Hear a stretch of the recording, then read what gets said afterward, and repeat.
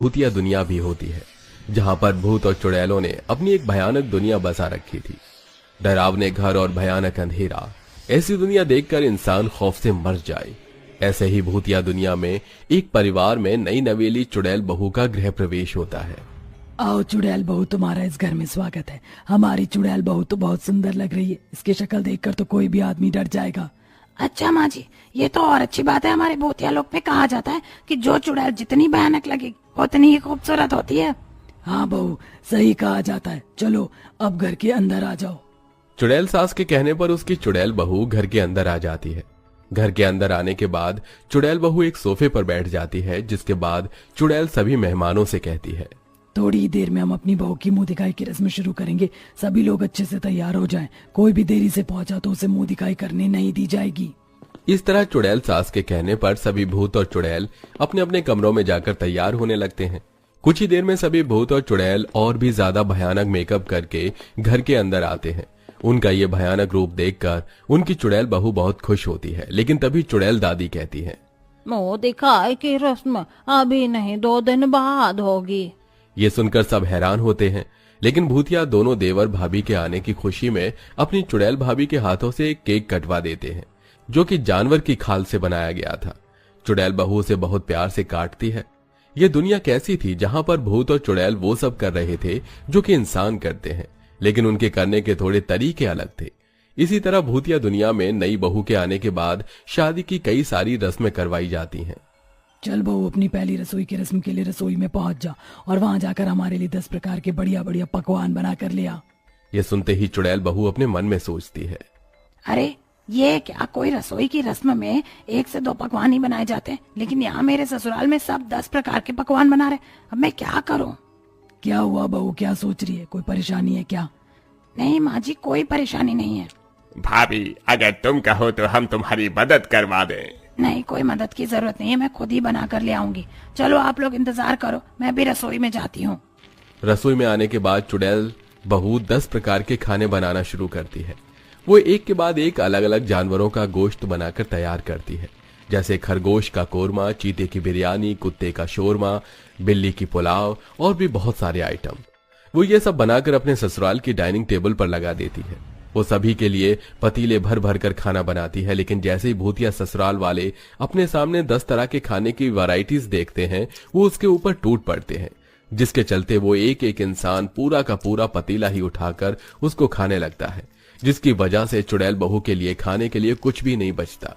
ये सब देखकर चुड़ैल बहू सोचती है, शैतान तेरा भला हो, ये सब क्या हो रहा है? मेरा भूतिया ससुराल तो इस 10 तरह के बने हुए खाने पर इस तरह टूट कर खा रहे हैं जैसे इन्होंने कभी जिंदगी में खाना ही ना खाया हो।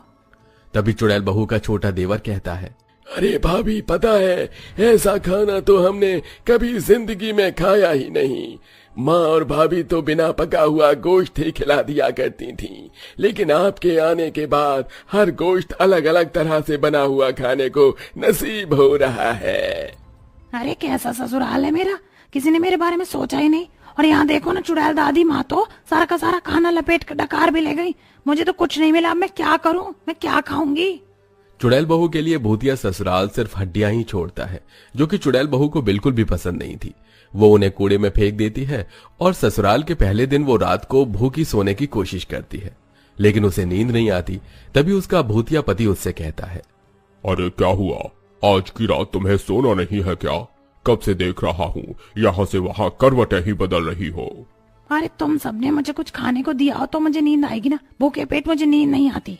अब क्या मैं तेरे लिए भालू को मार कर लेकर आऊं? इतनी रात में शिकार करना ठीक नहीं होगा। मुझे बहुत जोरों से भूख लगी है, कुछ भी खाने को मिल जाए बस, मैं तो खा जाऊंगी। तभी उसे अपने कमरे में एक चूहा घूमता हुआ नजर आता है। चुड़ैल बहू फौरन उसे पकड़ लेती है और खा जाती है, जिसके बाद वो सो जाती है। अगले दिन जब सवेरा होता है तो उनके घर पर चुड़ैल बहू की मुंह दिखाई के लिए कुछ भूतिया परिवार आते हैं, जिसके चलते चुड़ैल बहू अपना बहुत ही भयानक मेकअप करके तैयार हो जाती है और आकर बैठ जाती है।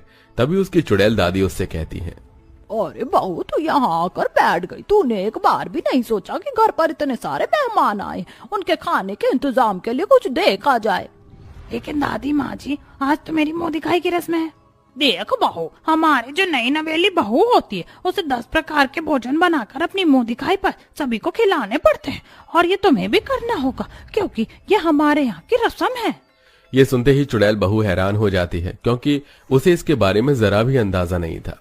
चुड़ैल बहू अपनी चुड़ैल दादी की बात मानकर रसोई में आ जाती है और फिर से 10 प्रकार के अलग अलग खाना बनाना शुरू करती है। इस बार वो लोमड़ी की खाल से रोटियां बनाती है, बिल्ली की बिरयानी, कुत्ते का शोरमा और भालू का पुलाव बनाकर अपने भूतिया ससुराल में पतीले भर भर के डाइनिंग टेबल पर रख देती है। इतने सारे खाने को बनाने में उसकी बहुत मेहनत लगती है, जिसके चलते वो बहुत ज्यादा थक जाती है। मैं बहुत ज्यादा थक गई हूँ, लेकिन मैं ये भी जानती हूँ कि ये 10 प्रकार के खाने की वैरायटीज अभी 1 सेकंड में खत्म हो जाएंगी। जैसे ही उसने ये अपने दिमाग में सोचा, वैसे ही भूतिया ससुराल वाले सारे खाने पर भूखों की तरह टूट पड़े और तभी सारा खाना तुरंत के तुरंत खत्म हो गया। बेचारी चुड़ैल बहू के लिए भी इस बार कुछ नहीं बचा और वो फिर से भूखे प्यासी मुंह दिखाई की रस्म के लिए बैठ गई। बहुत भयानक बहू लेकर आए हो, उसकी शक्ल देखकर तो इंसान को हार्ट अटैक आ जाए। बहुत बढ़िया। अरे इसका भयानक चेहरा तो किसी का भी कत्लेआम कर दे, इसी को तो कहते हैं भयानक बहू की सुंदरता। इस तरह पूरा परिवार एक के बाद एक चुड़ैल बहू को शगुन देकर अपने घर चला जाता है और बेचारी चुड़ैल बहू थकी हारी अपने कमरे में जाकर सोने की कोशिश करती है, लेकिन उसे नींद नहीं आती, क्योंकि हर बार की तरह इस बार भी उसे खाने को कुछ नहीं मिला था। अब रोजाना ऐसा ही हो रहा था। उसके भूतिया ससुराल में रह रहे कर सभी लोग अपनी अपनी फरमाइशें करने लगते हैं। अरे बहू, आज तो तुम खाने में क्या बनाने वाली हो? ये सुनते ही चुड़ैल बहू इतनी ज्यादा परेशान हो जाती है कि वो बिना जवाब दिए ही अपनी जादुई शक्तियों से भूतिया दुनिया से गायब होकर इंसानों की दुनिया में पहुंच जाती है, जहां पर वो देखती है कि इंसानों की दुनिया में हर परिवार में हर कोई बहू की हर काम में मदद करवाता है। सारे काम अकेले बहू नहीं, बल्कि सास, नंद, जेठानी, देवरानी सब लोग मिलकर करते हैं। लेकिन चुड़ैल बहू की जेठानियां भी ऐसी थी कि बस पड़े पड़े खाया करती थी। ये देखकर उसे बहुत अफसोस होता है।